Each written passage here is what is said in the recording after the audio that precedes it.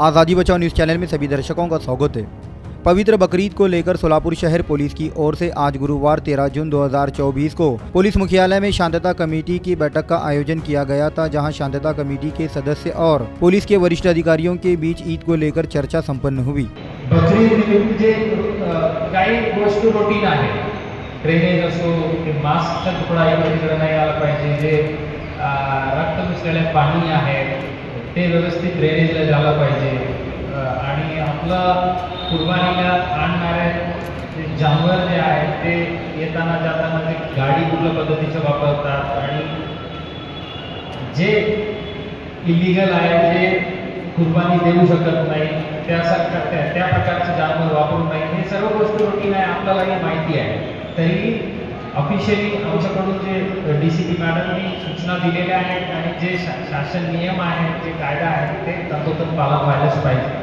ते बघून आता पर्टिक्युलर या दरम्यान या टाइमला सोलापूरला काही पर्टिक्युलर प्रॉब्लेम्स आहेत, त्यावर आम्ही ॲड्रेस करणे आणखी योग्य राहील, आणखी इफेक्टिव्ह राहील असं मला वाटतं आहे।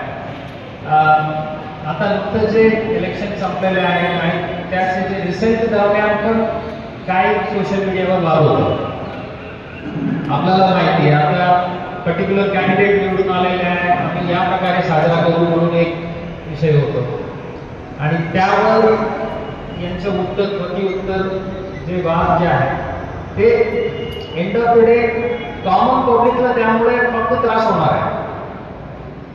जे लोक लढायची ते त्यांची लढाई फक्त ऑनलाईन चालू आहे, यांनी त्यांच्या घरी बसून मोबाईलमध्ये व्हॉट्सअपला टाकलं किंवा फेसबुकला टाकलं, त्याचं उत्तर त्यांनी त्यांच्या ऑफिसला बसून त्यांनी उत्तर टाकलं। पण आपलं घरचं पोर आहे, आपलं घरचं मुलगा ते कशासाठी रोडवर येऊन विनाकारण जे इतर कायदा बनलेला आहे त्याच्या उल्लंघन करून ते आरोपी होणार।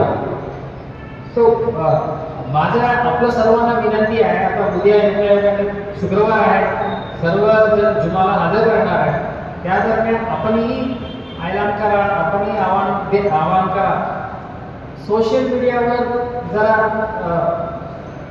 व्यवस्थित ते हँडल करायचं। माझ्या हातात मोबाईल आहे, माझ्याकडे एक फेसबुक इंस्टाग्राम हँडल आहे, म्हणून काय पण मी टाकणार हे चालणार नाही आणि आपलं जे सोशल मीडिया असेल आहे ते वाचणार आहे। ईद सणानिमित्त शांतता समिती बैठकीचं आयोजन करण्यात आलेलं होतं। त्यामध्ये नागरिकांनी आपल्या समस्या आणि काही सूचना सुद्धा मांडलेल्या आहेत। विविध विभागाचे अधिकारी या संदर्भात हजर होते, विशेषतः महापालिका असेल, पशुसंवर्धन अधिकारी असतील, पोलीस डिपार्टमेंट असेल, या वेगवेगळ्या विभागांकडून नागरिकांच्या काय अपेक्षा आहेत या संदर्भात सर्वांनी आपल्या अपेक्षा मांडल्या आणि आगामी बकरी ईद सणानिमित्त शांतता राखण्याचं आवाहन पोलिसांकडून सगळ्यांना करण्यात आलं आणि सर्वच जाती धर्माचे समाजाचे शांतता समितीचे मेंबर्स या बैठकीसाठी हजर होते।